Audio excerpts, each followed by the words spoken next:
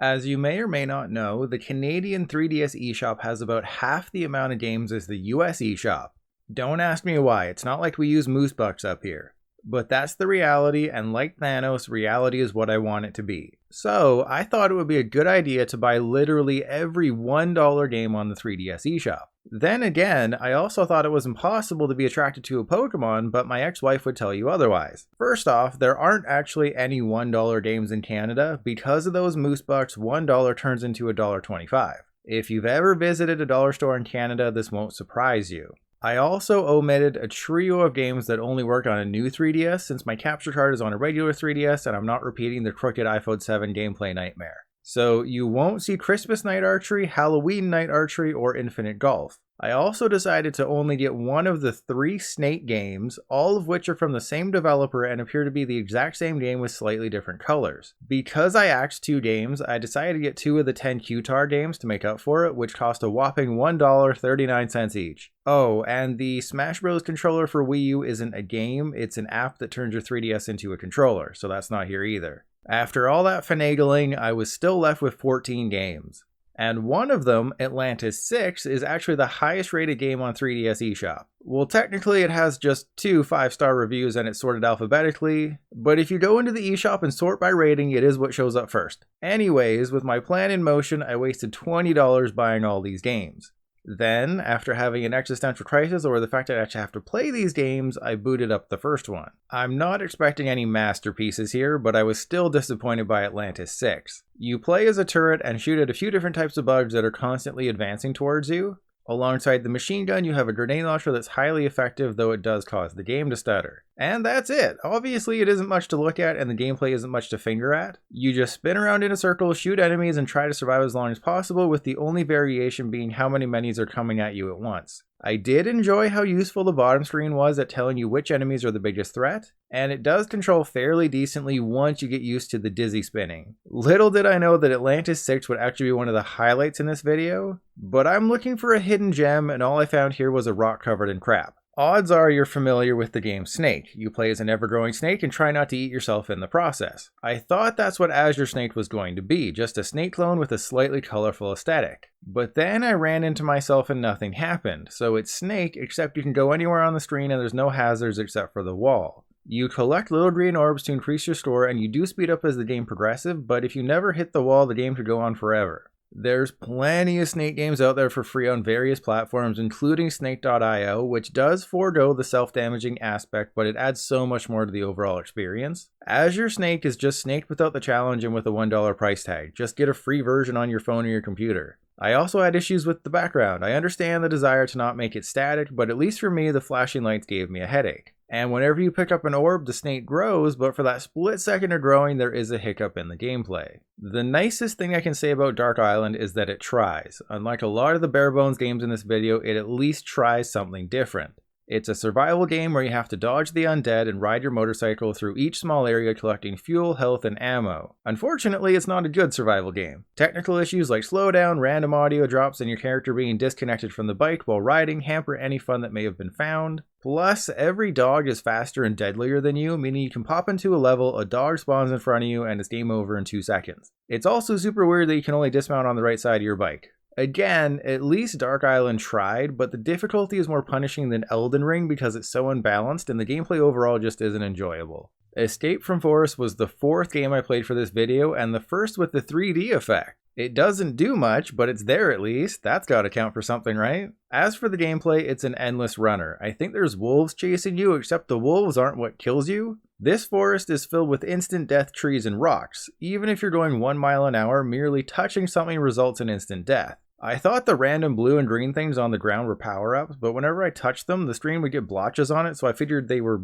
bad, or maybe they gave me a boost? I checked out the manual for help, and there's literally nothing. They even explicitly mention in the manual that they do not provide gameplay tips, so I say don't provide them with any money. Through trial and error, I learned that the blue things allow you to phase shift through trees for a bit, while the green ones offer a speed boost. And that's Escape from Forest. Unless there's something hiding like 20 minutes deep into the forest, the gameplay never changes. It's always just run through the forest and try to get a high score. There's zero variety. In fact, every single button only exists to move you left or right. A jump button and obstacles would have been appreciated. Instead, you just listen to heavy breathing and the constant pitter-patter of feet, which I imagine is what it's like to be a parent and trying to sleep while your kids run around at night. So unless you want to feel like an overtired parent for no good reason, don't buy Escape from Forest. Easily one of the better $1 games I played, which isn't saying much, Fatal Fracture is clearly heavily inspired by old school Doom. Within the first 60 seconds though, I was able to freeze the game. I went inside a crate or something and everything freaked out and I had to restart.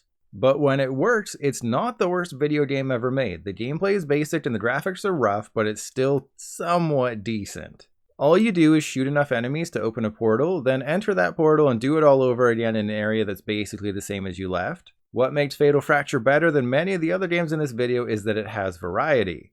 The first level you have a handgun, then a machine gun, then a rocket launcher, and there's even a hand gun. It's literally a hand that makes a pew sound. Fatal Fracture doesn't come anywhere close to the heights of the games it's inspired by, and I wouldn't recommend anybody in the world actually buy it, but I didn't hate it 100% of the time at least. I was excited to play Fat Dragons for two reasons. First, the name, obviously. The second, based on the screenshots, I thought this was going to be a 2D platformer, except you control an overweight dragon instead of a chubby plumber. Boy, was I wrong. There's an old game that came out in the 80s that I can't remember the name of, but Fat Dragons is just that. I played that original game back in the day, and that was more fun. Basically, you move around a static screen and hit enemies, you have to be above them, otherwise you get hurt instead. Then you have to kick them while they're stunned. The controls aren't great either. I know the dragon's fat and all, but that doesn't mean it needs to feel sluggish and floaty at the same time. While there is a bit of difficulty to be had in Fat Dragons, it's just so bland that Gordon Ramsay wouldn't serve it in any of his restaurants. There's no meat on the bone, no special sauce. Yes, I am hungry. Based on the title screen of a lumberjack holding an axe, you'd probably think this is a game about a guy chopping down some trees. But instead of a man dealing with some wood in the morning by gripping a shaft tightly with two hands, the name Flying Axe is taken literally. An endless runner, or I guess an endless chopper, you play as a flying axe and chop down trees. Most only take a few swings, so it's up to you to mash the A button when a tree appears, then collect the coin that drops whenever you chop down a tree, just like in real life. You have to be careful because your blade will dull, so just hit B after every chop and you're fine. About 2 minutes in, I realized you can just go to the front of the screen, keep mashing A repeatedly, and you'll always win. There's a couple of times in the 2 minutes the tree will slip by, so just back up and finish it off. There didn't appear to be any strategy to Flying Axe. I don't think chopping a tree in a certain area rewarded you with a critical strike or anything. You just mash A, hit B periodically, and collect coins to unlock better axes. The trees never change and the landscape never changes. It's super basic and bare bones. Don't waste your time on it. Mountain Peak Battle Mess is as much a mess as it is disappointing. You fight in a small arena as a guy with a sword who swings it with one of the weakest animations you'll ever see. A single enemy teleports on screen, you beat it off, and then another slightly more powerful enemy teleports on screen. You do have the option of whacking people with your sword until they run out of HP, or you can whack off your opponents and send them flying.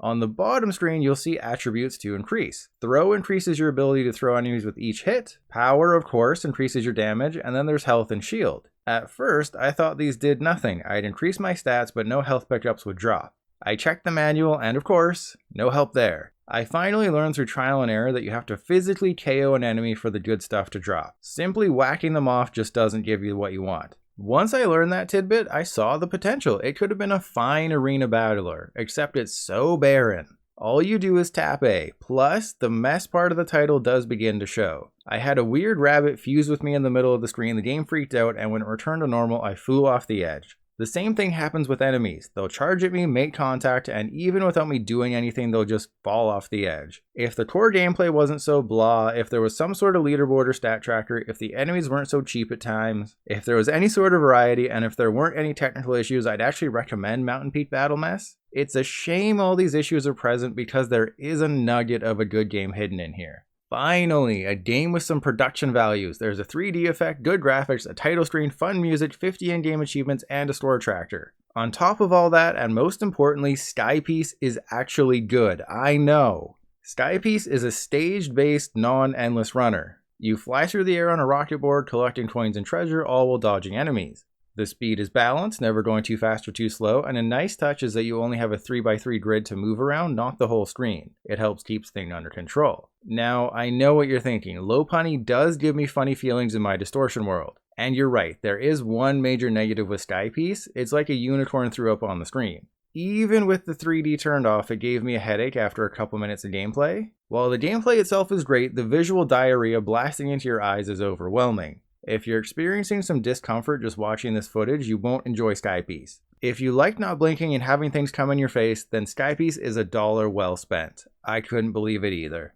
In 1978, an unknown game called Space Invaders came out. There was a lot to love about it, but there was obviously room to improve in many ways. Several decades later, Space Intervention decided to just have the enemies shoot back at you and call it a day. I don't mind video games that copy other successful video games. That's basically the reason why your favorite games exist today. But Space Intervention removes the barriers on the bottom of the screen, doesn't have any music where Space Invaders had an iconic tune, and worst of all, the enemies don't advance on you. There's no sense of urgency. You just clear a wave of enemies, the game freezes for a second, then the same wave of enemies shows up again and you repeat the same thing, and that's the whole game. I did appreciate the fact that enemies fire at you and they even feature a few different attacks, but if you get hit, the screen doesn't shake and the game doesn't make a noise. I looked down at one point and noticed I had 2 hearts instead of 3, yet I couldn't tell when I got hit. Space Intervention is bland and not worth the time or money, but you probably already guessed that from the footage. This might seem like a weird thing to praise, but I was actually able to bear Squarcat. A lot of the other games here are just score attacks and some don't even track your score, but Squarcat is a level-based puzzle platformer. And you know what? Some of the puzzles are actually decent. I used the touchscreen to break a tree, activate a fan to push things including myself, and made some perilous jumps to reach the goal. There's even a nice progression in difficulty as you make your way through the levels. But you know what's coming. It's a $1 game, so that means there's issues. The physics are a major problem. In level 8, you're supposed to drop a tree, then push it over with the fan and climb up it. But if you climb up at the wrong angle, you clip through the tree, or the tree just falls, or you can't jump properly. And don't get me started on the jumping, it's way too floaty. You have to make some precise jumps off of fans, yet I never felt in control of the cat. The level design is passable, but when you add in frustrating controls, questionable physics, and rough graphics, it falls short. Also, for whatever reason, there's the world's most annoying seagull in the corner at all times in the first 10 levels, constantly cawing away. If I hadn't turned the sound off, I never would have been able to make my way through Squarcat. But I did beat the first world, and I didn't hate myself afterwards. I wouldn't recommend it, though if you got drunk one night and accidentally bought this instead of an actual cat, you'll be happy it exists. With a word like Onslaught in the title, I was expecting some crazy tank action. Instead, all I got was literally just the old school tank game from the 90s, except Tank Onslaught adds new age 3DS features like no 3D effect, no analog stick controls, and a horrible grating sound that never goes away. Simply because this is a copy of Tank, the core gameplay is fine, I guess. You move around and shoot other tanks, all while gathering power-ups and protecting your statue thing from getting hit.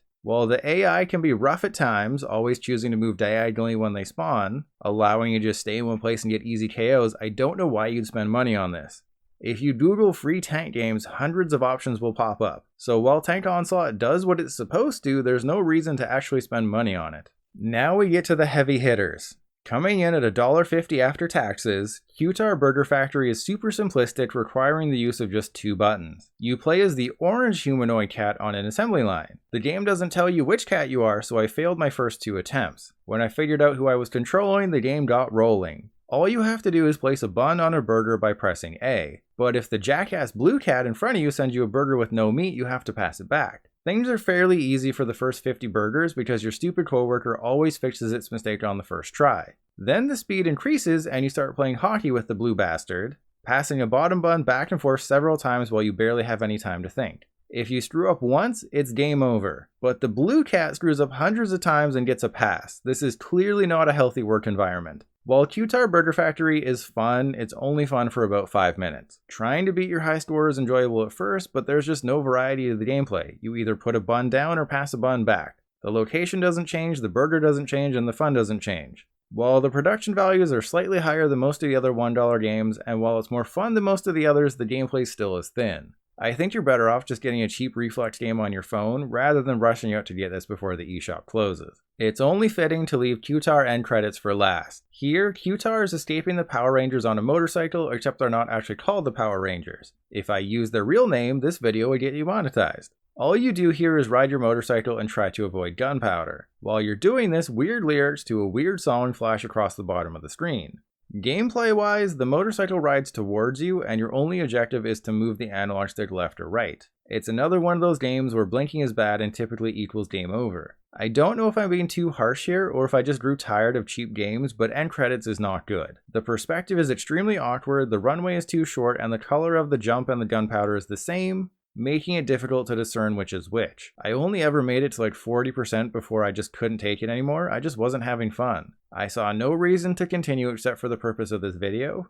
I had expectations for the QTAR games, and unfortunately I was left disappointed with both. After playing every game, the only one I willfully went back to afterwards was Skypeace, making it an easy choice for the #1 spot. I did eventually get used to the flashy effects, and it just nails everything it tries to do with nothing detracting from it. Again, it's not a game you have to rush out to buy, but if you have $1 left in your eShop balance before it closes in March, this is where you want to spend it. And if I was forced to pick a second favorite game, I guess it'd be Squarcat, since at least it tried to be something, but I can't in good conscience recommend anything other than Skypeace. Instead, remove these games from your brain and save your money for good 3DS eShop games, which I've covered before in several videos on this channel, and I will continue to do so, so make sure you hit that subscribe button and tell me in the comments if you've played any of these terrible $1 games.